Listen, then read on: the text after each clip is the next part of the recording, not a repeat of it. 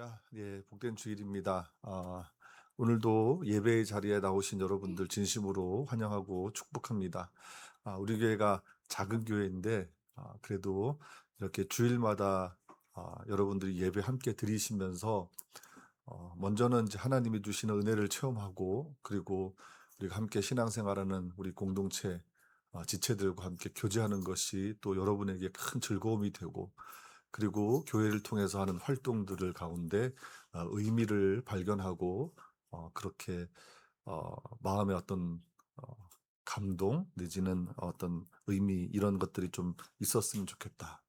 그래서 그렇게 만들어가는 교회는 하나님이 보시는 아름다운 교회가 된다고 생각합니다. 제가 아주 오래전에 읽은 책 중에 존 프리처드라고 하는 사람이 쓴 교회라는 제목의 책이 있습니다. 본래는 이렇게 관심을 가지고 볼 책은 아니었는데 제가 잘 아는 목사님께서 그 책을 이제 번역을 하셔서 저한테 선물로 주셔서 그 책을 제가 보게 되었는데 보고 나니까 참 좋은 내용들이 많아서 이게 제 기억 속에 이렇게 남아 있는 내용들이 많습니다만 그중에 이런 내용이 있습니다. 하나님께서는 그러니까 교회에서의 가장 중요한 활동이 뭐냐? 그러면 그것은 예배라고 말할 수 있고, 또 하나님께서는 예배 안에서 또 설교의 사건을 통해서 말씀하신다. 이런 내용이 있습니다. 물론 이제 설교라는 미명 아래 인간의 말을 선포하는 경우가 현실에서는 많죠. 많은데 그럼에도 불구하고 설교가 하나님의 말씀이 선포되는 수단인 것은 분명한 것 같습니다. 바라기는 저도 이 시간에 오직 하나님의 말씀만 전하고 또 여러분도 하나님의 말씀에만 귀를 기울이는 시간이 되기를 주님의 이름으로 축복합니다. 제가 오늘 그 이사야 66장 1절로 4절 말씀을 가지고 내가 굽어 살피는 사람은 이라는 제목으로 여러분과 함께 은혜를 나누겠습니다. 심리학에서 쓰는 말 중에 에펠탑 효과라는 말이 있습니다. 혹시 들어보셨는지 모르겠습니다. 그러니까 처음에는 우리가 사람을 만나고 또 접할 때 처음에는 그 사람이 비호감이었어요. 그리고 관심을 이렇게 가질 만한 사람이 아닌데 자꾸 보게 되면 좀 호감이 가네. 또 자꾸 보다 보니까 '좀 괜찮은 사람 같네.' 그렇게 그러다가 남녀 간에는 전혀 관심을 둘 만한 사람이 아니었음에도 시간이 지나서 자꾸 만나고 접하다 보니까 좋아하게 되고 사랑의 감정이 싹트기도 하고 그런 게 우리 현실에서 많이 있잖아요. 그런 것들을 이제 에펠탑 효과라고 합니다. 어 첫인상이 별로였던 사람도 자주 만나면 아주 매력적으로 보이게 되는 거죠. 왜 이제 에펠탑 효과라고 부르냐면 저 프랑스 에펠탑이 있잖아요. 근데 이게 프랑스 혁명 이제 100 주년을 기념해서 그리고 때마침 만국 박람회가 개최되면서 이게 1889 년도에 그게 인제 이 철골 구조물이 생겼는데 처음에 인제 지을 때 이 프랑스 사람들이 엄청 반대했대요. 그 석조 건물하고 안 어울리는 것 같은 거예요. 이 이 프랑스의 그 고풍스러운 건물들 이제 가 보시는 분들은 아시겠지만 이 철골 구조물이 막 흉물처럼 보이기도 하고 그래서 반대가 아주 심했다고 합니다. 근데 그 지어지는 과정에서 사람들이 계속 보다 보니까 '너 나름 괜찮네.'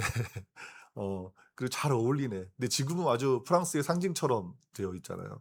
그래서 에펠탑 효과라고 부르게 되었다고 합니다. 이게 말하자면 이제 단순 노출 효과예요. 계속 노출되면 인제 좋은 감정이 생기고 또 좋은 어떤 감각이 생기고 이런 것 같습니다. 그런데 이런 에펠탑 효과가 하나님과 우리 사이에도 적용될 수 있을까요? 우리가 하나님 앞에 자주 보이면 자주 노출되면 하나님도 우리를 좀 마음에 안 드는 구석이 있었는데 '에이 그래. 너만한 녀석이 없지.' 이러면서 우리를 더 예뻐하시고 우리를 더 귀하게 여기시고 그러실까요? 아쉽지만 전혀 그렇지 않습니다. 우리가 하나님께 자주 노출된다고 해서 하나님이 우리를 좋아하시고 기뻐하시는 것은 결코 아닙니다. 특별히 우리가 하나님을 만난다고 하면 예배를 자주 드리면 하나님이 좋아하실까? 우리가 그렇게 착각하는 것이죠. 성경의 예언서를 읽어보면 과거 이스라엘 백성들이 그런 착각에 빠져서 하나님을 오해하는 경우가 많았습니다. 하나님께 더 많은 예배를 드리면 더 아주 뭐랄까요? 어 좀 규모 있는 그런 예배를 드리면 하나님께서 그 예배를 기쁘게 받으신다고 생각하는 거죠. 어 그리고 그것으로 하나님과 더욱 친밀해진다고 생각했던 겁니다. 그러나 예배는 사실 어떤 면에서는 매우 위험한 행위일 수도 있습니다. 왜냐하면 예배를 통해서 우리와 하나님 사이가 멀어지기도 합니다. 이게 무슨 뚱딴지 같은 소리냐 하실지 모르겠지만 충분히 가능한 이야기입니다. 창세기에 등장하는 가인을 여러분 한번 생각해 보십시오. 가인은 예배를 드렸어요. 예배를 안 드린 사람이 아닙니다. 그리고 때에 따라서 예배를 드렸습니다. 그러나 하나님께서 아벨의 예배는 받으셨지만 가인과 가인의 예배는 받지 않으셨어요. 그래서 가인은 예배를 통해서 하나님과 멀어진 사람이라고 할 수 있습니다. 하나님께서 가인의 제사를 받지 않으셨기 때문입니다. 우리가 예배를 통해서 하나님과 더욱 가까워지고 친밀해져야 하는데 오히려 하나님의 진노를 사서 하나님과 더욱 멀어질 수도 있다라고 생각하면 참 두려운 일이죠. 사실 오늘 본문은 이스라엘 백성들의 제사, 예배를 아주 혹독하게 책망하는 본문입니다. 이사야 1장에도 이와 비슷한 내용이 있습니다. 제가 PPT를 준비했는데 이사야 1장 11절에 보면 하나님께서 정말 놀라운 말씀을 하십니다. 너희는 무슨 까닭으로 나에게 이 많은 희생 제물을 바치느냐? 여호와께서 말씀하십니다. 난 질렸다. 다 태우는 제물인 순양들과 퉁퉁한 짐승들의 기름과 수송아지들의 피에도 어린 양들과 순염소들도 난 좋아하지 않는다. 이렇게 말씀하셨어요. 우리에게 익숙한 개역개정 성경으로 보면 여호와께서 말씀하시되 너희의 무수한 제물이 내게 무엇이 유익하뇨? 나는 순양의 번제와 살찐 짐승의 기름에 배불렀고 나는 수송아지나 어린 양이나 순염소의 피를 기뻐하지 아니하노라. 무슨 말씀입니까? 하나님께서 옛 이스라엘 백성들의 예배를 그들이 드리는 제사를 기뻐하지 않으셨다는 겁니다. 그리고 12절에서 이렇게 말씀하십니다. 너희가 와서 나의 앞에 모습을 나타내는구나. 누가 너희 손으로 이 짓을 하라고 요청한 것이냐? 나의 뜰을 짓밟으라고. 자, 개역개정 성경은 이렇게 번역합니다. 너희가 내 앞에 보이러 오니 이것을 누가 너희에게 요구하였느냐? 내 마당만 밟을 뿐이니라. 그러니까 사람들은 하나님께 제사를 드리기 위해서 예배를 드리기 위해서 성전을 찾았습니다. 하나님께 보이기 위해서. 그런데 하나님 말씀하시기를 누가 나 보려고 이렇게 오냐? 내가 이걸 언제 요청했냐? 이런 겁니다. 그들이 드리는 옛 이스라엘 백성들이 드렸던 그 예배를 기뻐하지 않으셨고 받지 않으셨고 바라지 않으셨다는 겁니다. 자, 그런데 여러분 이 이사야 말씀의 본뜻이 무엇일까요? 하나님께서 예배 자체를 거부하신다는 말씀을 하시려고 이 말씀하셨을까요? 그건 아니겠죠. 이스라엘 백성들의 잘못된 예배를 책망하시는 겁니다. 잘못된 예배를 책망하고 사실은 진실한 예배를 요청하시는 거죠. 오늘 본문도 같은 말씀입니다.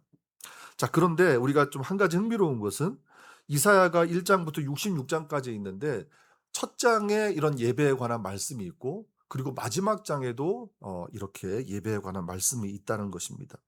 여기에는 어떤 의도가 있는 거예요. 그게 뭐냐면 예배를 어떻게 드리느냐가 결코 사소한 문제가 아니라는 겁니다. 우리가 신앙생활 하는 데 있어서. 사실 교회는 예배를 위해서 존재한다고 해도 과언이 아닙니다. 제가 제일 앞서서 존 프리처트의 말을 인용했는데 예배는 교회의 가장 중요한 활동이죠. 그렇기 때문에 우리가 최선을 다해서 예배를 드려야 합니다. 예배를 준비하는 사람도 예배를 함께 드리는 사람도 최선을 다해서 예배를 드려야 합니다. 요한복음 4장의 표현을 빌리면 그 예전 우리 개역 한글 성경에서는 신령과 진정으로 예배를 드려야 되고 개역 개정 성경 표현을 빌리면 영과 진리로 그리고 새한글 성경의 표현을 빌리면 성령님에 이끌려 진리를 따라 이렇게 예배를 드려야 한다는 겁니다. 영으로 예배를 드린다는 건 성령에 사로잡혀서 성령에 이끌려서 예배를 드린다는 것이고, 진리로 예배를 드린다는 건 진리의 실체로 오신 예수 그리스도와 교제하고 그분을 알고 또 그분을 알아가는 예배를 드려야 된다는 겁니다. 그러나 성령에 사로잡혀 드리는 예배이든 예수 그리스도와 교제하는 예배이든 표현을 어떻게 하든 간에 예배의 본질은 우리와 하나님 사이의 만남입니다. 예배를 드리는 우리가 하나님을 만나는 거예요. 우리가 보통 예배라고 하면 어떤 예식이나 의식으로 생각하는 경향이 있습니다. 그러니까 지금처럼 장소를 정하고 시간을 정해서 일정한 형식에 따라서 우리가 찬송도 하고 기도도 하고 말씀을 나누면 그게 예배라고 생각하죠. 물론 틀린 건 아닙니다만 그렇게만 생각하면 아주 큰 문제가 발생합니다. 예배의 형식을 잘 갖추고 또 잘 따라가면 예배를 잘 드렸다고 생각하는 거예요. 우리 교회는 좀 작은 교회에서 그런 게 별로 없지만 이제 조금 더 큰 교회 같은 경우에는 훨씬 더 체계적으로 시스템이 잘 갖추어져서 그런 예배를 드릴 수도 있지 않겠습니까? 그런데 그것만으로 예배를 잘 드렸다 이렇게 말할 수 없다라는 거예요.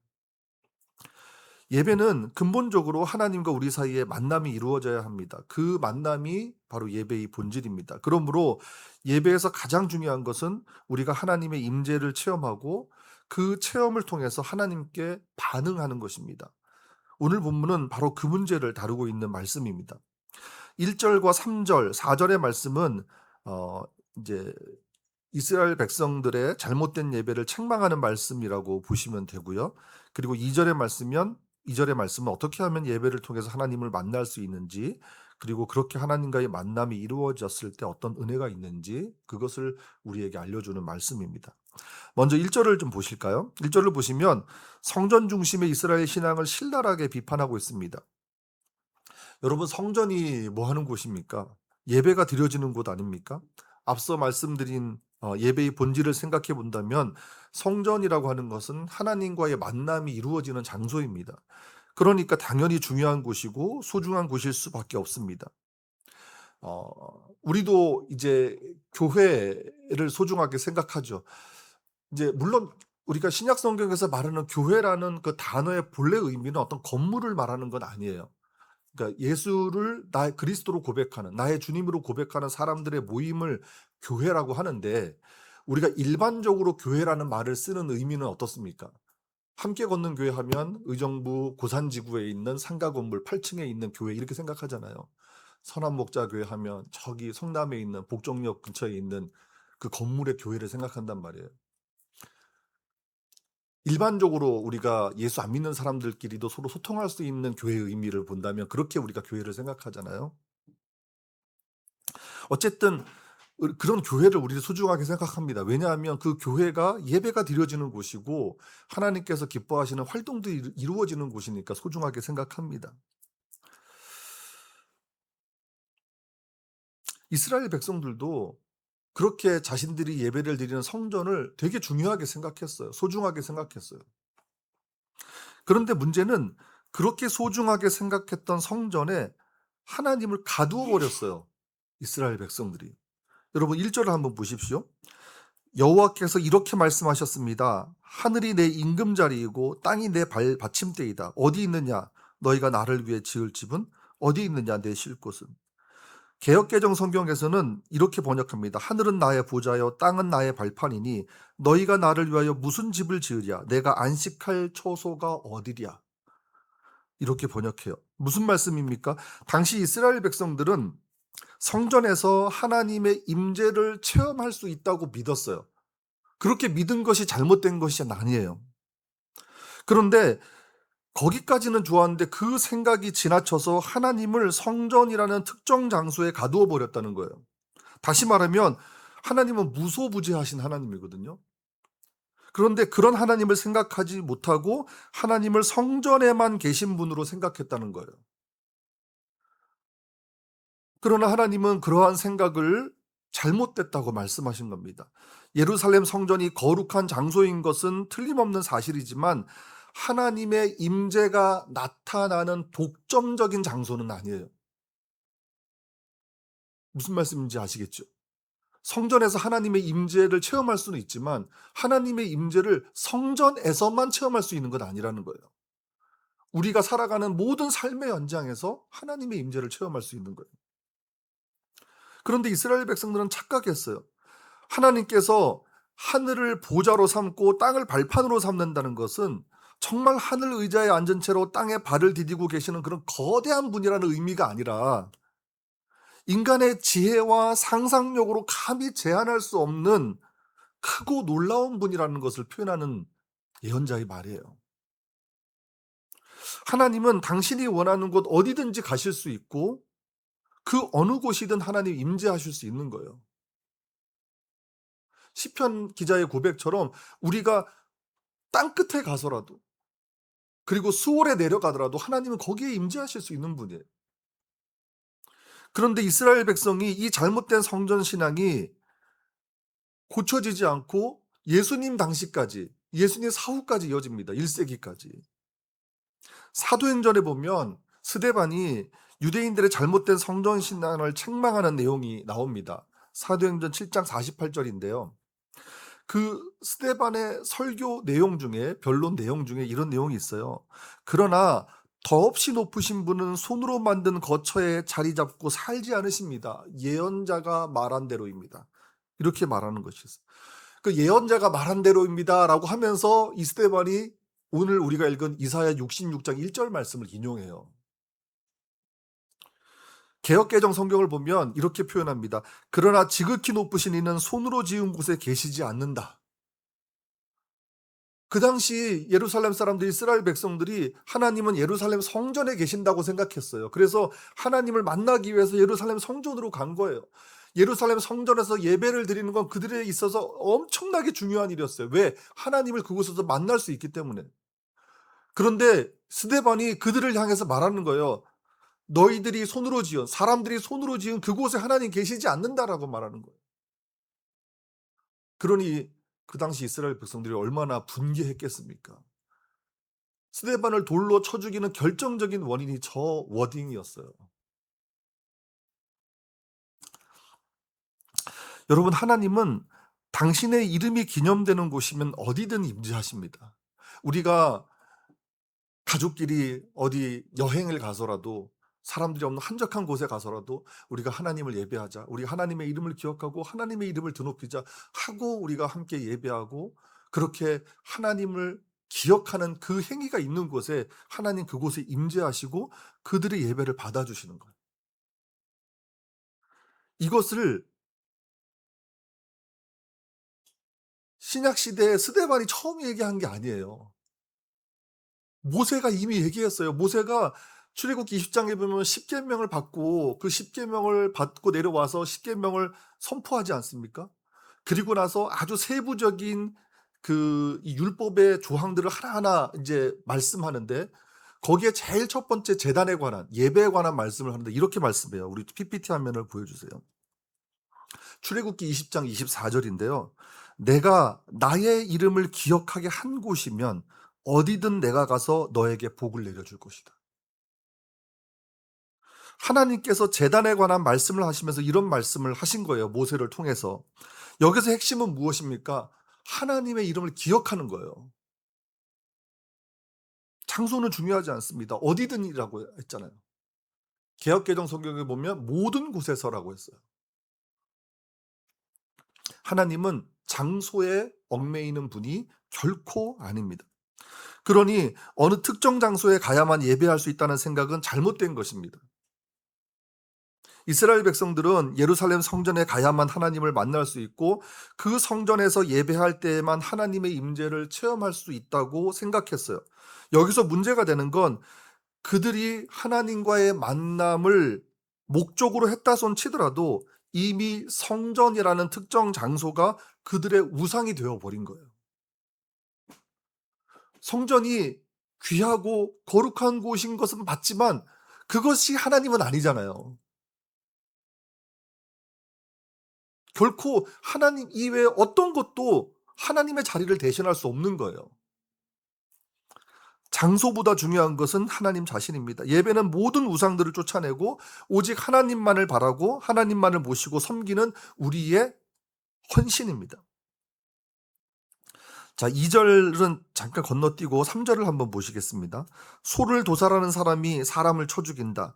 양을 희생제물로 바치는 사람이 개의 목을 부러뜨린다. 곡식제물을 올린 사람이 돼지 피를 올린다. 유향을 바치는 사람이 못된 우상을 기린다. 또한 그들은 직접 자신들의 길을 고르고 자신들의 밉살스러운 우상들을 마음으로 좋아한다. 자, 여러분, 이 내용이 무엇인지 아시겠죠? 소를 도살하는 사람, 그러니까 번제를 드리든 이제 소를 잡아서 제사를 드리지 않습니까? 그런데 마치 소를 잡아서 제사를 드리는 사람이 마치 사람을 죽이는 것과 같이 한다는 거예요. 양을 희생제물로 바치는 사람이 개의 목을 부러뜨리는 것처럼 한다는 거예요. 곡식제물, 소제를 올리는 사람이 그 하나님이 부정하게 여기는 돼지 피를 올리는 것과 같이 한다는 거예요. 유향을 바치는 사람이 못된 우상을 기리고 자신들의 길을, 하나님이 기뻐하시고 원하시는 길이 아니라 자신들의 길을 고르고, 그리고 하나님을 예배하는 것이 아니라 우상들을 떠올린다는 거예요. 그러니까 하나님 입장에서 볼 때 그들이 어떤 형식을 갖추고 예배를 드리고 제사를 올려드리는데 그것이 마치 우상에게 바치는 그런 제사와 같이 여긴다는 거예요. 당시 이스라엘 백성들의 예배가 얼마나 습관적이었고 또 자의적이었고 그리고 이교적이었는지를 보여주는 말씀입니다. 물론 그 결과는 참혹할 수밖에 없는 것이죠. 사실 이스라엘 백성들이 가지고 있던 성전 중심의 신앙은 그 당시 성전 체제와 깊은 관련이 있습니다.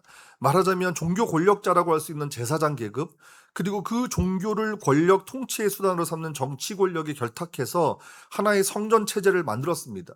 이게 사실은 야훼 종교를 변질시키는 결정적인 역할을 했지요. 그 중에 하나가 신앙의 형식화였습니다. 그러므로 3절 말씀이 뜻하고 있는 것은 이스라엘 백성들이 드렸던 제사 자체를 책망하는 것이 아니라 하나님께서 드리는 제사를 마치 우상에게 바치는 제사처럼 습관적이고 형식적이고 그리고 자의적으로 드렸다는 얘기를 하고 있는 겁니다. 그러니까 당시에 이스라엘 사람들이 번제를 드리든 화목제를 드리든 소제를 드리든 하나님이 기뻐하시는 마음과 행동은 전혀 없이 그저 제사 형식에만 맞추어서 예배를 드렸다는 겁니다. 그들이 드린 제물이 부족해서가 아닙니다. 그들의 예물은 전혀 손색이 없었습니다. 다만 그들이 착각한 것은 앞서 성전이란 특정 장소에 절대성을 부여했던 것처럼 제사의 형식과 제물에 무언가 신비한 힘이 있을 것이라고 믿었다는 겁니다. 이런 게 바로 우상을 섬기는 이방 종교의 전형적인 특징인 거죠. 그래서 제가 이교적이라는 말씀을 드린 겁니다. 그러나 이런 모습들이요, 과거 이스라엘 백성들에게만 있는 게 아니라 오늘 우리에게도 있어요. 있다니까요. 예배를 드릴 때. 여러분, 예배는 오직 하나님을 바라고 나아가는 우리의 구별된 행위입니다. 그러므로 그 순간에 하나님 이외의 모든 것을 다 내려놓아야 합니다. 왜냐하면 그것이 우상이 될 수 있기 때문입니다. 우리가 예배를 통해서 새로운 통찰을 얻기도 하고 때로는 위로와 격려를 받기도 하고 삶의 지혜도 얻기도 하지만 그것은 다 하나님이 주시는 은혜이지 그것 때문에 우리가 예배를 드리는 건 아니에요. 예배는 우리가 하나님을 만나기 위해서 우리의 모든 것을 하나님께 드리는 겁니다. 그렇다면 하나님께서 받기 원하시는 것, 우리가 하나님께 드려야 하는 것은 무엇인가? 그것이 오늘 2절이 말씀하고 있는 거예요.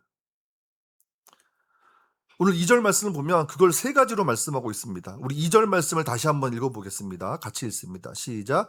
이 모든 것을 내 손이 만들었다. 그래서 이 모든 것이 생겨났다. 여호와의 말씀입니다. 내가 굽어 살피는 사람은 이런 사람이다. 불쌍한 사람, 깊이 뉘우치는 사람, 내 말에 떠는 사람이다. 여러분, 굽어 살핀다는 말은 윗사람이 아랫사람을 자세히 살펴가지고 돕는다는 뜻이에요.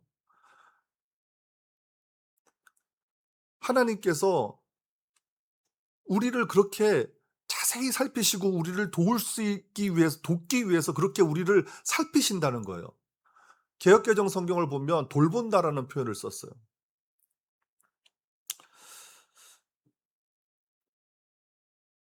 하나님께서 지금 말씀하신 이 세 가지, 그러니까 예배를 드리는 사람을, 이렇게 예배를 드리는 사람 하나님께서 굽어 살피시겠다고 약속하신 거예요.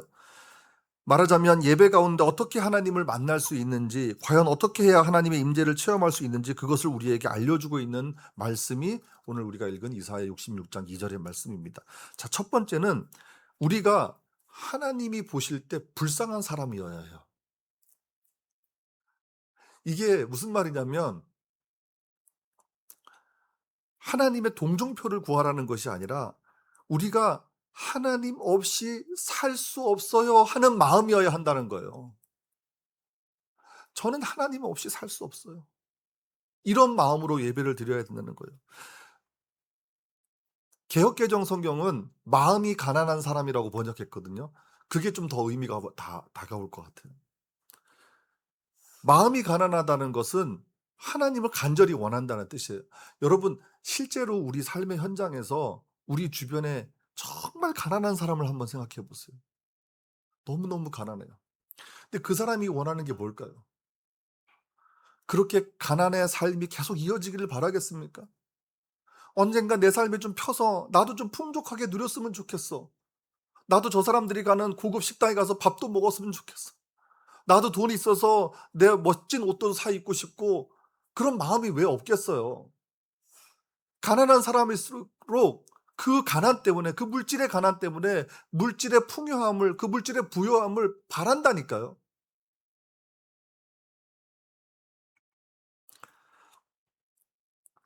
마찬가지입니다. 마음이 가난하다는 것은 마음 깊은 곳에서부터 하나님을 간절히 원하는 거예요. 저는 하나님 없이 살 수 없어요.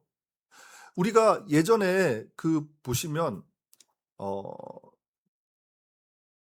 중세 시대에도 그렇고 이제 하나님께 우리가 드리는 기도 가운데 어 굉장히 권했던 기도가 뭐였냐면 "하나님 저를 불쌍히 여겨 주세요."라는 기도예요. 지금도 여러분 그렇게 기도하시는 건 왜 그래, 하나님은 정말 하나님 없이 우리가 살 수 없어요. 저는 하나님 없이 살 수 없어요. 저는 하나님의 도움 없이 살 수 없어요. 그 간절한 마음으로 하나님을 찾는 사람, 그렇게 예배하는 사람을 하나님께서 굽어 살피시겠다고 약속한 거예요.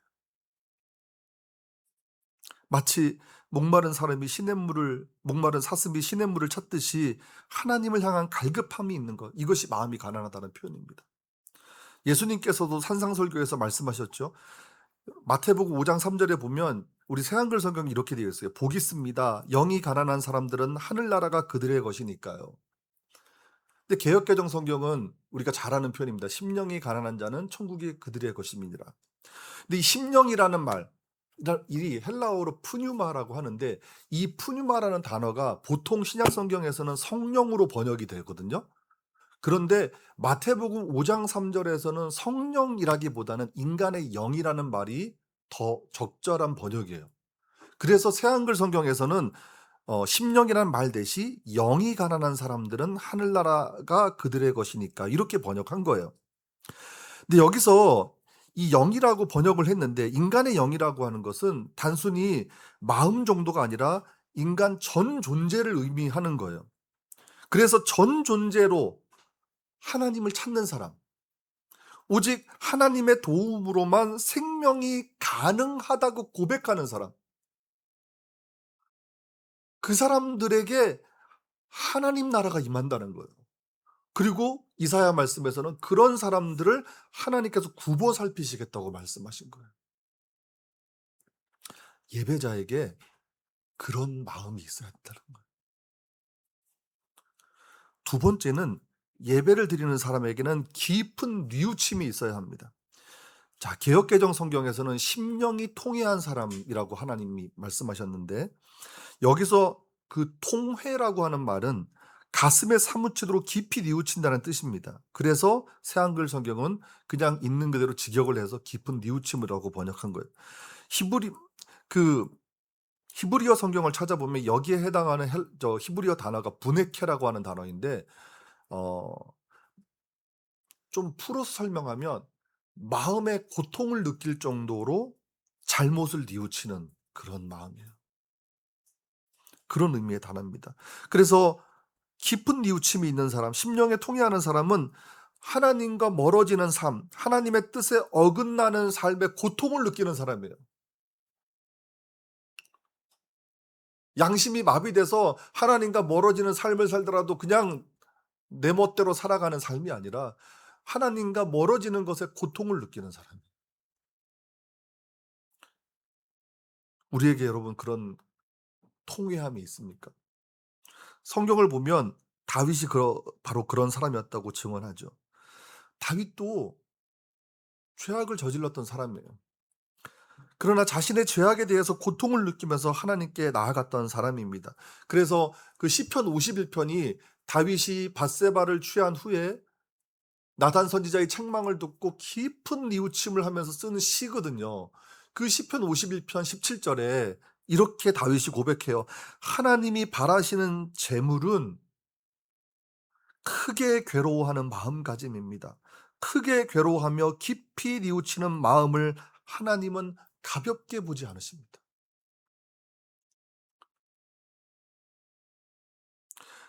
다윗도 밧세바를 범하는 죄악을 저질렀던 사람입니다. 하지만 하나님께 참회의 제사를 드릴 때 정말 가슴 깊이 고통을 느끼면서 하나님께 통회하였습니다. 비록 다윗의 범죄가 있었지만 하나님은 그 예배를 받아주신 거예요. 그래서 여러분, 우리가 신앙생활에 그 연륜이 길어지면 어떤 현상이 있냐면요. 하나님을 만나는 뜨거운 체험을 한 지 얼마 안 됐을 때는 우리가 살다 보면 인간이니까 연약해서 죄를 지을 수 있잖아요. 그러면 막 정말 진심으로 하나님 앞에 통회합니다. 그런데 시간이 길어지고 연륜이 길어지면 무뎌져요, 우리가. 저를 봐도 그런 것 같아요. 과거에 유만한 잘못에 굉장히 민감했었는데 어느 순간 좀 무뎌지는 저의 모습을 보게 되더라고요. 그런 깊은 뉘우침, 그 통회하는 마음이 없어지는 거죠. 그러나 하나님은 그러한 마음을 가지고 있는 사람들을 가볍게 보지 않으시고 그런 사람들을 굽어 살피신다고 이사야 선지자를 통해서 약속하신 거예요. 그렇게 우리가 예배를 드려야 된다는 거예요. 마지막 세 번째는 하나님의 말씀을 듣고 떠는 정도로 경외심이 있어야 합니다. 달리 얘기하면 하나님의 말씀 앞에 자기를 낮출 수 있어야 된다는 것입니다. 여러분, 에스라, 느헤미야 같은 말씀에 보면 과거 이스라엘 백성들이 하나님의 진노를 산 것은 하나님 말씀 앞에 자신을 낮추는 모습이 없었기 때문입니다. 이렇게 고백하고 회개하는 내용들이 나와요. 그래서 에스라 성경에 보면 그 하나님 말씀 앞에 그 말씀이 선포될 때 막 사람들이 통곡하는 그런 장면들이 나오지 않습니까?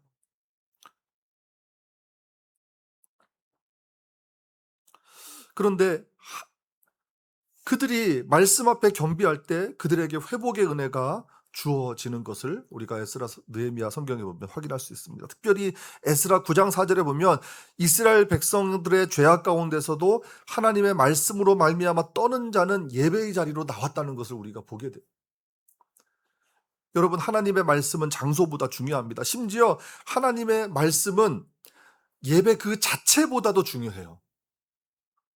그러므로 하나님 말씀 앞에 떠는 사람들이야말로 진실하게 예배를 드릴 수 있는 사람들입니다. 바로 그런 사람들이 하나님의 말씀에 순종하는 사람들입니다.